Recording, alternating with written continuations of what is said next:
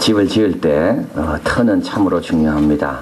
방향을 어느 쪽으로 잡느냐에 따라서 하루 종일 해가 잘 들어오는 집이 있고요. 또 그렇지 않으면 하루 종일 춥게 지내야 하는 그런 집이 있습니다. 칼 막스가 적은 건축가처럼 생각하라는 저자는 이렇게 말합니다. 대부분의 건물들은 선천적으로 못나게 태어난다. 적어도 건물이 자연 풍경보다 못났고 그것이 대체해야 할 옛 건물보다 못난 경우가 많다. 그러니 집을 짓고 있는 것은 그것으로 대체하려는 것보다 훨씬 나은 곳이 되도록 노력해야 된다. 그러면서 모든 작업의 출발점은 이 건축가입니다. 말합니다. 건물을 짓지 않을 곳을 먼저 정하는 것이다. 짓지 않을 곳을 정하면 선택할 장소가 자연히 눈에 띄게 될 것이다. 가장 좋은 부분을 손대지 않겠다는 마음으로 대지를 살펴보고 대지의 가장 나쁜 부분을 건물로 보완하겠다고 생각해 보라.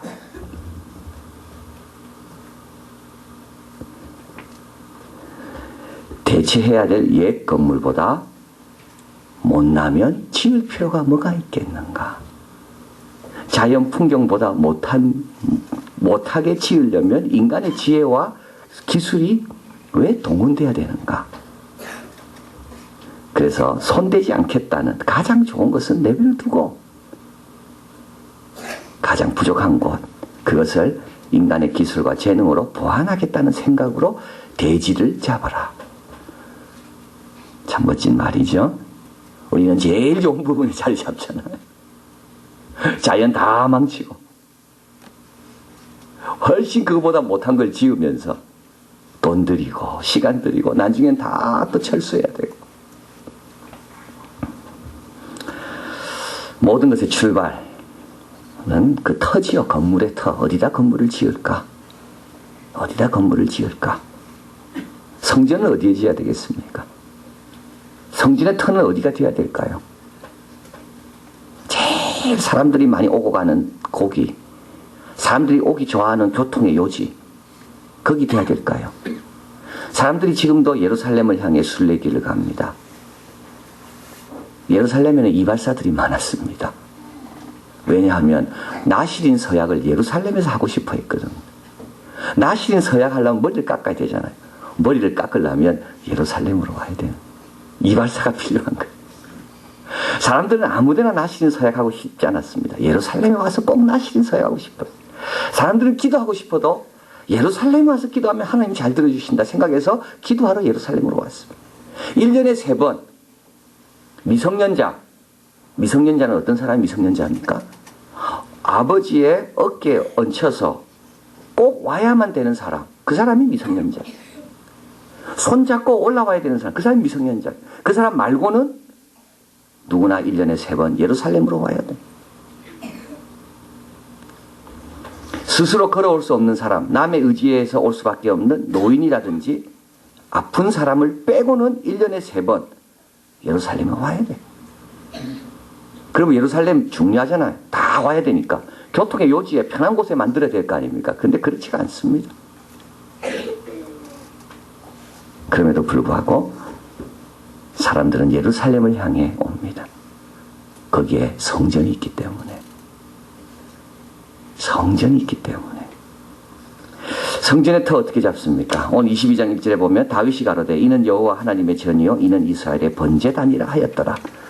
하나님께서 다윗에게는 성전 지을 것을 허락은 안 하십니다. 그 왜 그럴까요? 다윗 아들 솔로몬도 좀 귀한 일을 해야 되기 때문에, 또 피를 많이 흘렸기 때문에, 그리고 하나님은 다윗의 충성과 믿음을 시험해 보시려고. 하라는 것도 하나님의 시험일 수 있고요, 하지 말라는 것도 하나님의 시험일 수 있습니다. 다윗은 하지 않습니다. 그러나 다윗에게 하나님께서 놀라운 기회를 주셨는데 성전의 터를 어디 잡아야 될 건지 터는 알려주신 겁니다. 그게 오늘 본문이에요. 성전의 터. 이 터는 죄를 통해서 발견하게 되었습니다. 다윗이 인구조사할 마음이 들었습니다. 그래서 인구조사를 하고 하나님이 인구조사하는 것을 괘씸하게 여기셔서 다윗에게 한순간에 7만 명을 잃게 하는, 죽게 하는 그런 형벌, 그건 시작입니다. 다윗이 회개하고요. 그래서 하나님께서 칼을 오늘 칼집에 꼽았다 그랬잖아요. 칼집에 꼽습니다. 그리고 하나님께서 가르쳐 주십니다. 네가 죄를 회개한 그 자리가 성전터다. 네가 죄를 회개한 그 자리가 오르난 타작마당에서 죄를 회개하면서 용서를 구하면서 제사를 지냈는데 이때 여호와의 불이 위에서 내려오거든요. 그러고 나서 다윗이 깨닫습니다. 아, 여기가 번제단이구나. 성전터는 어디입니까? 죄가 생각나게 하는 곳입니다. 다윗은 이곳에 올 때마다 자기 실수로 인해 7만 명이 죽었다는 것을 다윗은 기억합니다. 성전터에 기분 좋게 온 게 아닙니다. 성전터에 올 때마다 다윗은 나의 작은 실수로 7만 명이 죽었구나.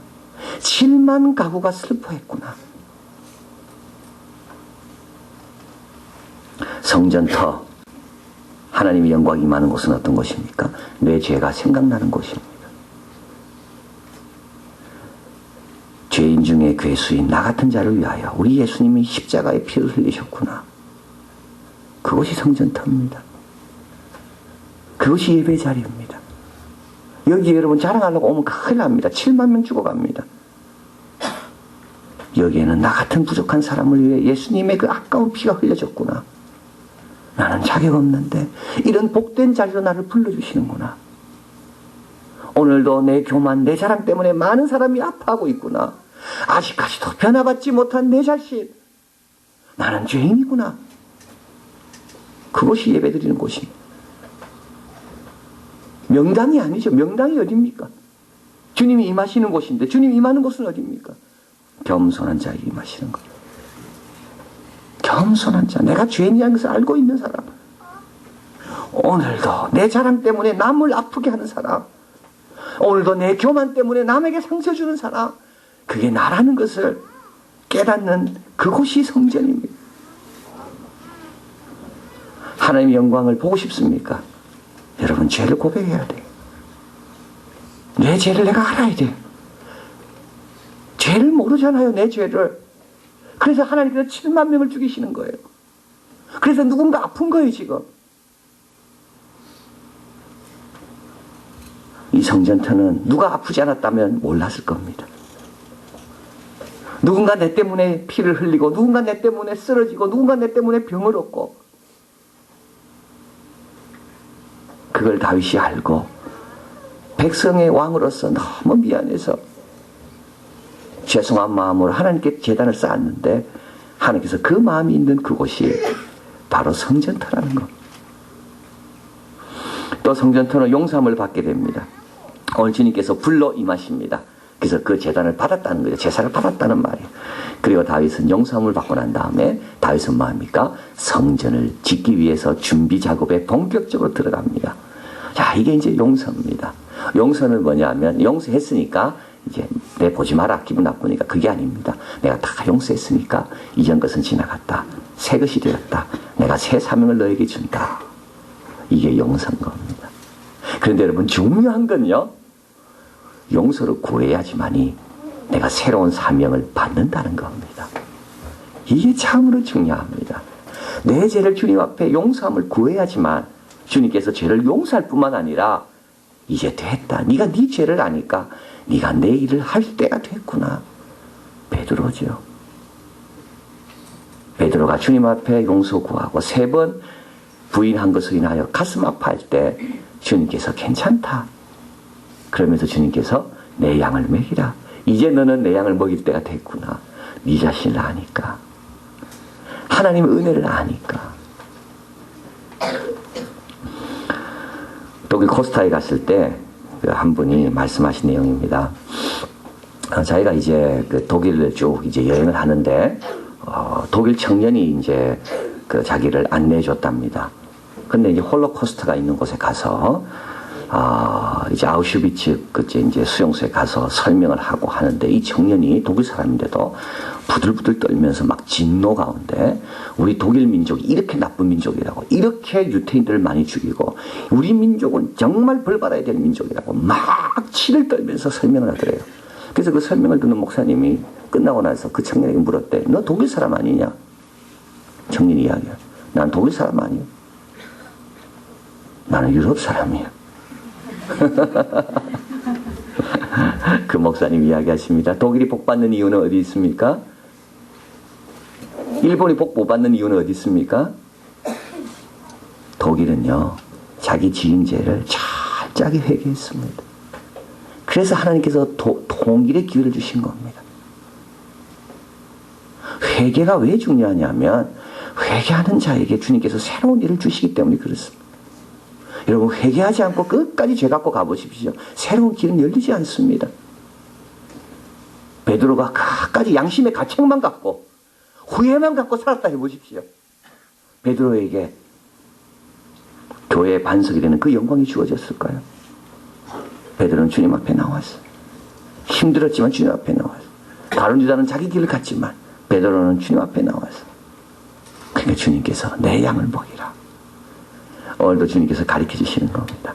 이곳이 성전의 터다. 열심히 준비해라. 너는 못 짓지만 준비해라. 그래서 다윗은 2절부터 열심히 준비한 게 나옵니다. 이전 것은 지나갔으니 보라 새 것이 되었도다. 그래서 성전의 터는 죄를 생각나게 하고 나의 부족을 늘 일깨워주는 곳이고, 또 성전의 터는 용서함 받아 주님 주신 새로운 사명으로 다시 출발하는 곳이고, 또 성전의 터는 마지막에 어떻게 만들어집니까? 헌신과 마음을 통해 만들어지게 됩니다. 그래서 다윗이 이제 제사를 지내려고 할 때 오르난의 타작마당에서 제사를 지내라. 그래서 오르난에게 갑니다. 여부수 사람이죠. 여부수 사람은 어저께 말씀드린 것처럼 예루살렘을 살고 있던 사람들이었습니다. 다윗이 그를 칩니다. 그러니까 어떻게 보면 여부수 사람은 이방인입니다. 근데 자기 집에서 왕이 와서 제사 지내겠다니까 얼마나 여부수 사람이 영광스럽겠습니까? 그래서 이 오르난이 자기 타작마당을 내주면서 여기 있는 기계도 쓰십시오. 여기 있는 소도 잡아 쓰십시오. 여기 있는 곡식도 다 쓰십시오.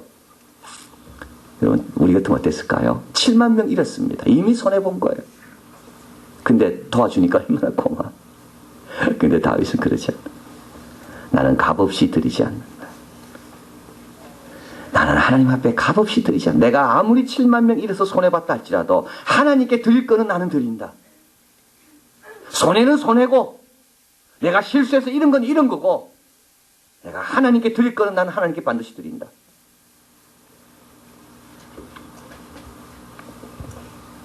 그래서 하나님께서 다윗 눈을 열어서 이곳을 보여주시는 것.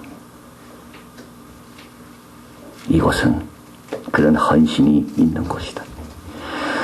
역대상 29장 14절에 보면 다윗이 이제 마지막에 자기의 개인 것도 다 바쳐서 이제 성전을 위해서 준비하면서 물건을 다 사놓게 됩니다. 이때 이렇게 이야기합니다. 나와 내 백성이 무엇이가 한데 이처럼 즐거운 마음으로 드릴 힘이 있었나이까. 모든 것이 주께로 말미암아 싸우니 우리가 주의 손에 받은 것으로 주께 드렸을 뿐입니다. 15절 주 앞에서는 우리가 우리 열조와 다름없이 나그네와 우궁한 자라. 세상에 있는 날이 그림자 같아서 머무름이 없나이다. 세상에 있는 것이 그림자 같고 구름 같아서 머무름이 없습니다. 이 세상 살아갈 때 내가 뭘 그렇게 아끼고 뭘 그렇게 내가 그걸 갖다가 그 오래 살 것처럼 그걸 내가 붙들어야 됩니까? 이거 다 주님께 온 건데 주님께 드렸을 뿐입니다. 자랑도 아니요, 대견한 것도 아닙니다. 온 것 주님께 드렸는데. 16절 이 모든 물건이 다 주의 손에서 왔사오니 다 주의 것입니다.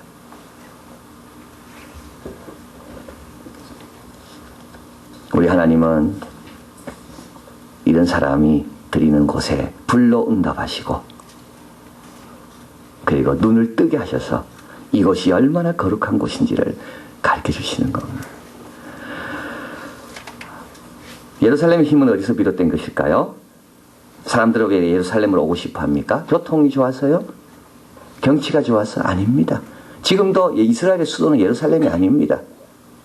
텔아비브입니다. 교통 안 좋습니다. 예루살렘.